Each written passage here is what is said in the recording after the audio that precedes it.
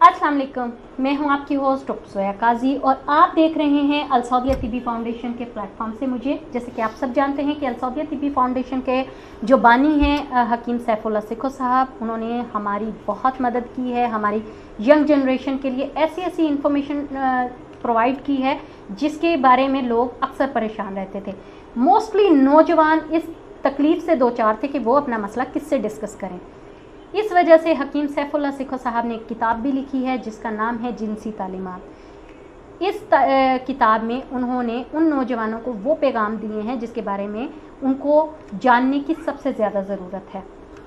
आज जो नौजवानों का मसला है मश्त ज़नी का, जल्क का, उसके जिस्मानी नुकसानात क्या हैं वो हम आपसे डिस्कस करेंगे। बहुत सारे नौजवान जो कि मश्त ज़नी का शिकार हैं, जिसमें बहुत सारे बच्चे हैं 12 से 13 साल की उम्र में, ऐसे ऐसे बच्चे हैं जो कि मुश्त ज़नी करते हैं और इतनी ज़्यादा करते हैं कि उनके अज़ा तनासुल की जो अफजाइश है वो रुक जाती है। जैसे जैसे उनकी एज की ग्रोथ होती जाती है, उनके जो अज़ाए तनासुल हैं उसकी ग्रोथ रुकने की वजह से वो बिल्कुल नकारा हो जाता है, जिसकी वजह से जो नौजवान नस्ल है वो बिल्कुल डैमेज हो जाती है, वो शादी के काबिल नहीं रहती और उनको अपनी इस जिस्मानी कमज़ोरी की वजह से बहुत सारी शर्मिंदगियों का सामना करना पड़ता है। इसकी जो सबसे बड़ी वजूहात हैं वो उनका अपना मुश्त ज़नी करना है, जल्क है, जिसका बहुत ज़्यादा कसरत से इस्तेमाल करते हैं। और ये क्यों करते हैं?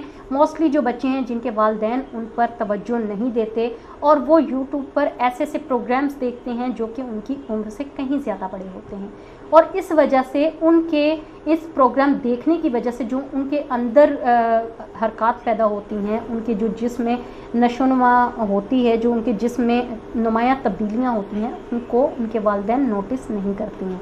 इस वजह से वो जल्द या मश्त ज़नी की तरफ राग़िब हो जाते हैं और इसी दौरान वो अपने जिस्मानी नुकसानात को बर्दाश्त करते हैं। इसलिए इसकी नुमायाँ तब्दीलियाँ मैं उन वालिदैन को बता दूं जो अपने बच्चों पर तवज्जो नहीं देते।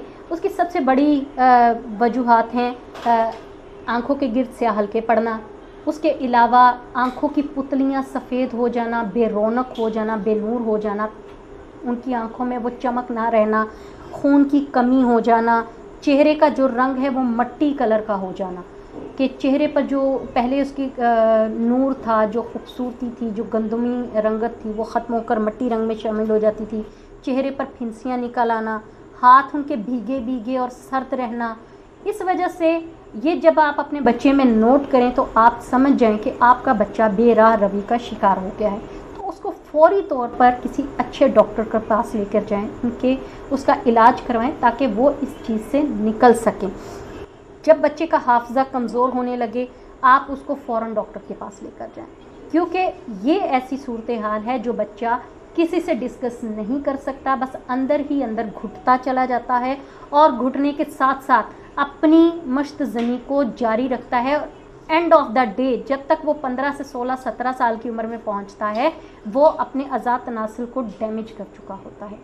तो खुदारा अपने बच्चों पर तवज्जो दीजिए, अपने बच्चों पर कड़ी निगरानी रखिए ताकि आप अपने बच्चों की हेल्थ के बारे में जान सकें। आपको पता होना चाहिए कि आपके बच्चों के जिस्म में क्या तब्दीलियां आ रही हैं, उनको किस तरीके से आपको कवर करना है। तो हमारी स्क्रीन पर दिए गए नंबर पर आप रब्ता कर सकते हैं, अपने प्रॉब्लम को डिस्कस कर सकते हैं। अगर आप में से किसी का बच्चा इस प्रॉब्लम का शिकार है तो इन नंबरों पर रब्ता करें, हमारे हुक्मा हजरात से डिस्कस करें, वो आपकी बर वक्त रहनुमाई करेंगे और आप अपने बच्चे को इस तकलीफ़ से निकाल सकेंगे। इसके साथ ही हमें इजाज़त दीजिए। अल्लाह हाफ़िज़।